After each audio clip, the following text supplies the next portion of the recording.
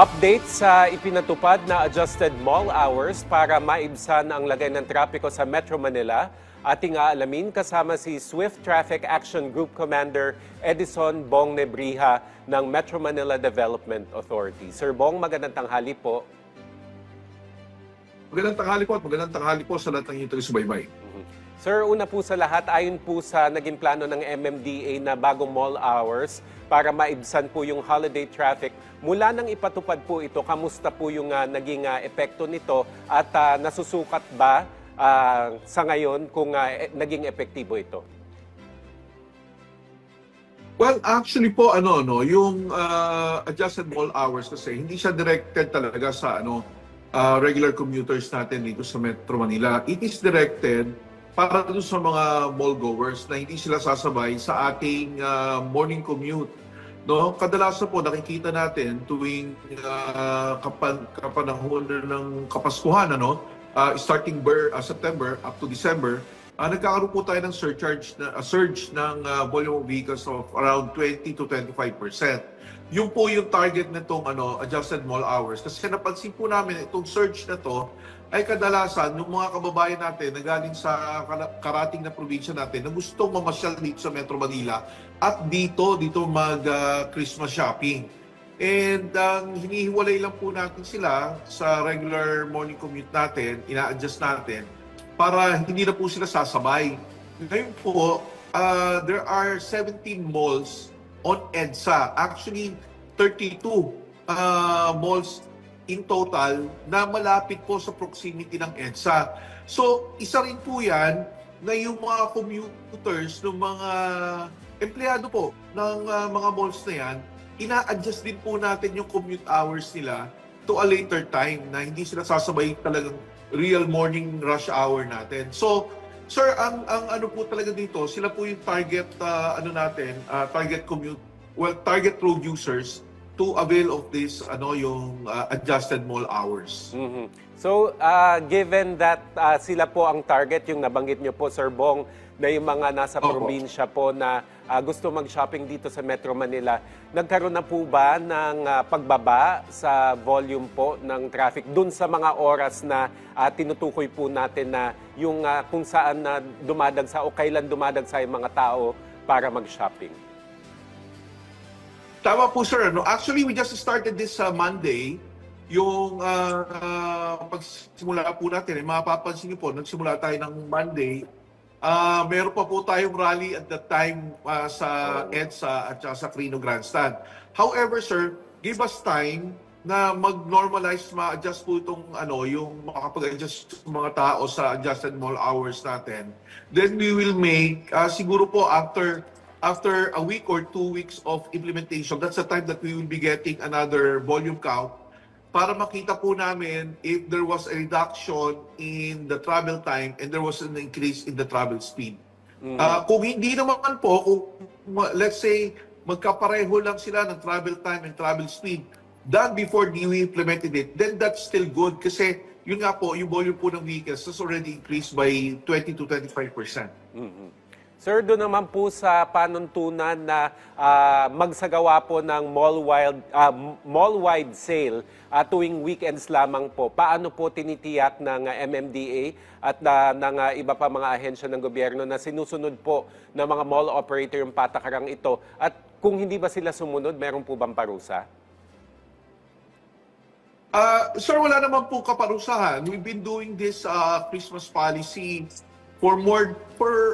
since I was assigned at the MMDA, yan na po yung pinapa-implement namin. Wala naman po talagang punitive wala pong punitive yung policy na to, punitive portion. Ang lang po talaga nito, cooperation with the malls. So, nagko-cooperate naman po sila, napapatupad naman namin po ito. Minsan, mas pabor pa nga sa kanila yung weekend sales dahil mas maraming dumadagsa during weekends. Sir, balik tayo dun sa adjusted mall hours, pero kapag bandang alas 5 o alas 6 ng gabi, syempre yan na po yung uwian na mga nag-oopisina sa Metro Manila. So meron po ba kayong natanggap na feedback mula sa kanila na yung pag-adjust po ng mall hours, although ang sabi nyo ang target talaga yung mga gusto mag-shopping from the provinces surrounding Metro Manila, meron po ba silang feedback na nakatulong talaga yung adjustment ng mga oras na ito?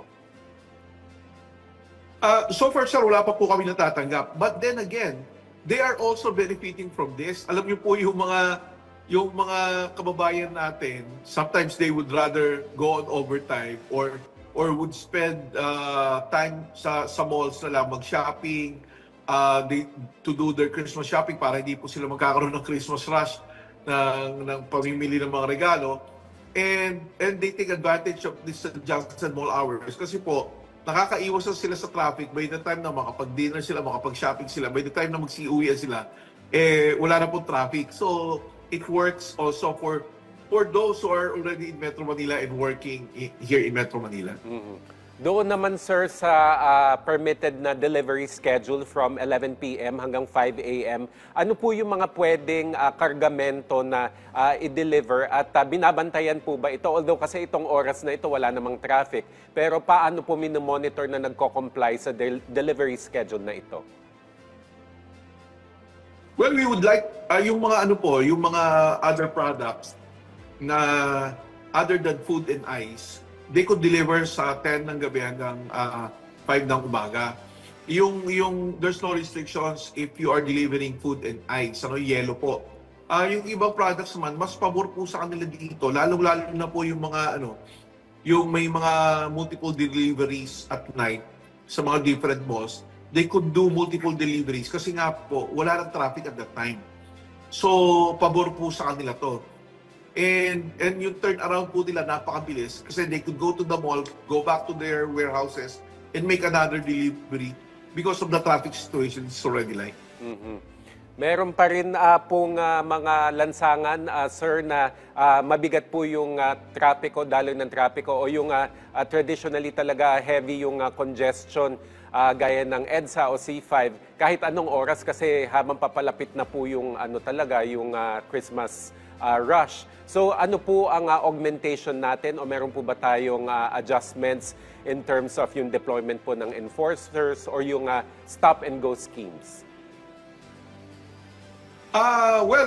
Yung deployment namin, it will remain regular deployment, Ang ano lang po talaga namin, we need to manage it as it is, yung dami ng volume ng vehicles and available road networks natin. So on the part naman po ng Swift Traffic Action Group, we've been clearing yung mga mabuhay lanes to provide an alternate routes para sa ating mga kababayan. Yun nga rin po ang paalala namin sa ating mga kababayan na kung ang gagawin nyo lang naman po ay mag-shopping o mamasyal sa Metro Manila, we suggest you take mabuhay lanes. Para hindi na po kayo sasabayin dun sa mga regular commuters sa Metro Manila na papunta ng Ortigas o papunta ng Cubao, Ortigas at saka Makati and Taguig, para hindi na po kayo sasama po dun sa traffic along EDSA. Mabuhay lanes, yung 70 mabuhay lanes na po na yan, will take you to the different malls in Metro Manila. Divisoria, Baclaran, different malls, dyan po papunta yan. So mas okay pa ho sa inyo yan dahil mas relax po yung travel nyo. Kaysa magta-travel kayo sa EDSA, hahalo na kayo sa regular commuters ng Metro Manila, matatraffic din po kayo kasabayan nila. Sir, magiging devil's advocate lang ako. Although sinabi nyo na ilang araw pa lang naman mula nang ipatupad tong adjusted mall hours. Worst case scenario, so sakali pong hindi gumana o hindi makapagpa-ease ng daloy ng trapiko itong scheme natin, meron po bang contingency plan ang MMDA sa mga susunod na linggo? Actually, we do not treat these policies as a magic pill, na talagang maiibsan yung traffic. This is just a contingency that we implement. Kasi nga po, there's a surcharge ng volume, a surge ng volume ng vehicles sa Metro Manila during burn months. So, yun po yung tinatarget namin na kahit dumami yan, mapanatili natin yung travel time and travel speed, But then again, kung kailangan po mag-adjust ng deployment, nandiyan po yung mga CCTV namin, we will check kung saan po talaga nagkakaroon ng bottlenecks, then we can make adjustments sa sa mga deployments namin. Pero there's really no magic pill for now para sabihin natin lumuwag yung traffic ngayong Kapaskuhan. Ang ano lang po natin, panatilihin po natin yung disiplina so that in as much as possible we can avoid road crashes in the main thoroughfares na siya rin nagpapabagal. Ang sa amin na lang po, talaga pong magtulong-tulong tayo na may ibsan yung trapiko sa pagsunod sa panutunan ng batas trapiko. Sir, ano naman po yung mga direktiba kaugnay po ng road work o road projects? Allowed po ba ito ngayong period? Sir, yes, tama. Bali, sinuspend po lahat ng mga diggings. We have already talked to the utility companies na isuspend muna yung mga diggings nila, lalo na yung mga water utilities. No? Kung meron na pong existing diggings yan, ang namin, istakpan muna nila ng metal tapes para sa ganoon madaanan po. Well, of course, yung mga flagship projects natin, it's not included here, para hindi naman po ma-delay yung implementations yan. Ang sa amin na lang po, yung sa mga utilities na may mga diggings yan, we are suspending them. Yung mga yung not emergency nature na mga projects ng DPWH, we have also asked if they could suspend it for a while until the end of Christmas season. Sir, clarification lang po, yung sa extended mall hours po, hanggang December 25 lang po ba yan o hanggang New Year's Day na? Ano po ba yung schedule talaga? Hanggang first week po ng January, sir. So, sapat po na po yung... yung... Marami pa rin po namamasyal after Christmas. Tama po, tama. Ayan, bilang panghuli na lamang, Sir Bong, mensahe nyo na lamang po sa ating mga motorista na bumubuno po sa traffic, lalo't papalapit na po ang Kapaskuhan. Go ahead, sir. Well, on behalf of the whole MMDA family, from our chairman, Attorney Romando Artes, we would like to greet everyone a Merry Christmas and a Happy New Year in advance. Ang ano lang po namin, paalala lang po sa mga motorista, the traffic congestion is there. There will be delays. Expect it. Plan your travels ahead of time. Plan your routes. We are offering the Mabuhay lanes. We're clearing it every day as an alternate route to EDSA and other main thoroughfares. Pwede po natin gamitin yon. Paalala na lang po, magpapasko. Magbigaya po tayo sa daan. Panatili pong malamig ang ating ulo para hindi po tayo magkaroon ng road rage o ma-involve sa road rage. At yun nga po, ang tema naman ng Kapaskuhan ay pagmamahalan at pagbibigayan. I-apply po natin ito sa kalsada sa bawat kasama natin na road users. So mag-iingat po kayong lahat. Remember, road safety is a shared responsibility. Ayan. Napakagandang mensahe po. Maraming salamat po sa inyong oras. Swift Traffic Action Group Commander Ginoong Edison Bong Nebriha ng MMDA. Thank you, sir.